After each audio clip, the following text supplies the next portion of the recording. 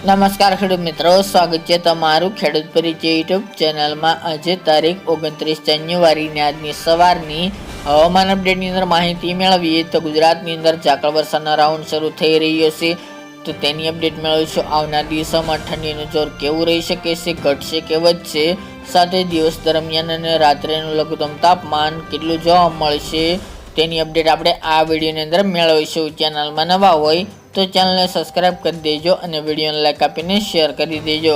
તો મિત્રો, વાત કરવા જઈએ તો ગુજરાતની અંદર આજથી ઝાકળ વરસાદનો રાઉન્ડ શરૂ થઈ રહ્યો છે। ગુજરાતના અનેક વિસ્તારની અંદર ઝાકળ વરસાદ આવનારા 4-5 દિવસ જોવા મળી શકે છે। ઝાકળ વરસાદનું પ્રમાણ સૌરાષ્ટ્ર અને કચ્છમાં વધારે જોવા મળશે, એમાં પણ મોરબી જિલ્લો, રાજકોટ, જામનગર અને દ્વારકા, ખંભાળિયા, લાલપુર, કાલાવડ સહિતના વિસ્તારની અંદર, કચ્છમાં નલિયા, ભુજ, ભચાઉ, રાપર અને વાગડ વિસ્તારની અંદર ઝાકળ વરસાદનું પ્રમાણ વધારે જોવા મળી શકે છે। જ્યારે ઉત્તર ગુજરાતના મહેસાણા, પાટણ, સિદ્ધપુર, રાધનપુર, ભાભર, થરાદ, પાલનપુર, ડીસા, સાબરકાંઠાના વિસ્તારની અંદર પણ હળવાથી મધ્યમ ઝાકળ વરસાદ નોંધાઈ શકે છે। જ્યારે દક્ષિણ ગુજરાતના દરિયાકાંઠાના વિસ્તારની અંદર સુરત, વલસાડ, નવસારી, તાપી, ભરૂચ, અંકલેશ્વર એટલા વિસ્તારની અંદર ઝાકળ વરસાદ સામાન્યથી મધ્યમ જોવા મળી શકે છે। જ્યારે મધ્ય પૂર્વ વિસ્તારની અંદર સામાન્ય ઝાકળ વરસાદની શક્યતા દેખાઈ રહી છે। આવનારી 1-2 ફેબ્રુઆરી સુધી ઝાકળ વરસાદનો રાઉન્ડ ચાલે તેવું અનુમાન રહેલું છે।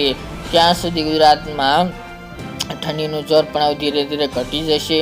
તે ઉપરાંત હવે શિયાળો પૂરો થવાના આરે પહોંચી ગયો છે અને હવે ઉનાળાની શરૂઆત થાય તેવું પણ અનુમાન જોવા મળી રહ્યું છે। અત્યારની વેધર મોડેલ પ્રમાણે વાત કરીએ તો વેસ્ટર્ન ડિસ્ટર્બન્સો 2 આવી રહ્યા છે, એક જતું રહ્યું છે પરંતુ એક મજબૂત આવી રહ્યું છે। તેની ખાસી અસર ગુજરાતમાં નહિવત જોવા મળશે। ફેબ્રુઆરી દરમિયાન ઠંડીમાં ઘટાડો જોવા મળી શકે છે અને સામાન્ય નોર્મલ ઠંડી ઉત્તર ગુજરાત અને કચ્છમાં જોવા મળશે, જ્યારે અન્ય વિસ્તારની અંદર તાપમાન ઉંચકાય તેવી સંભાવના રહેલી છે રાત્રિના તાપમાનની। જ્યારે અત્યારે 2 દિવસથી તાપમાન ધીરે ધીરે ઉપર જઈ રહ્યું છે।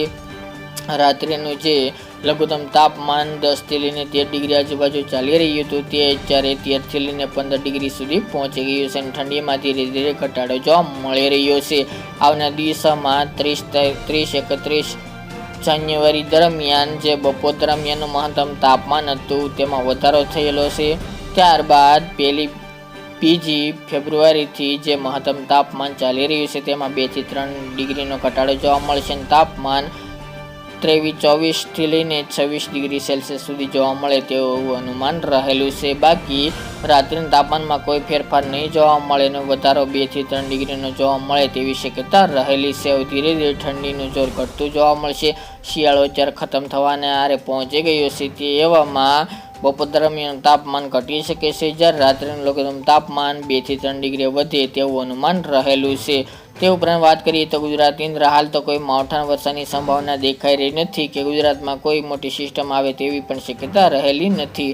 વેસ્ટર્ન ડિસ્ટર્બન્સ આવી રહ્યું છે પરંતુ તેની ખાસી અસર ગુજરાતમાં નહિવત જોવા મળશે। ફક્ત ઉત્તર ભારતના વિસ્તારોની અંદર હિમવર્ષાની સાથે વરસાદની આગાહી હવામાન વિભાગે કરી છે, બાકી ગુજરાતમાં તેની ખાસી અસર નહીં જોવા મળે। તાપમાન મિત્રો આવી જ રીતે આગામી 5 ફેબ્રુઆરી સુધી જોવા મળી શકે છે। રાત્રિનું તાપમાન નોર્મલ કરતાં પણ ઊંચું જોવા મળશે।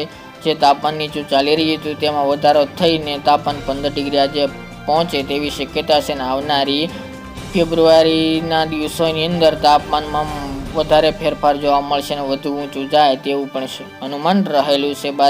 બાકી દિવસ દરમિયાન તાપમાન ધીરે ધીરે ઘટતું જોવા મળશે। આવનાર 2-3 દિવસની અંદર તાપમાનમાં મોટો ગેપ જોવા મળે તેવું અનુમાન રહેલું છે। બાકી ગુજરાતમાં કોઈ મોટા ફેરફારો થાય તેવું હવામાનમાં જણાઈ રહ્યું નથી, એટલે ગુજરાતના ખેડૂતવાસીઓને ડરવાની જરૂર નથી કે કોઈ માવઠું થાય તેવી પણ હાલ તો સંભાવના ઉત્પન્ન થતી દેખાતી નથી।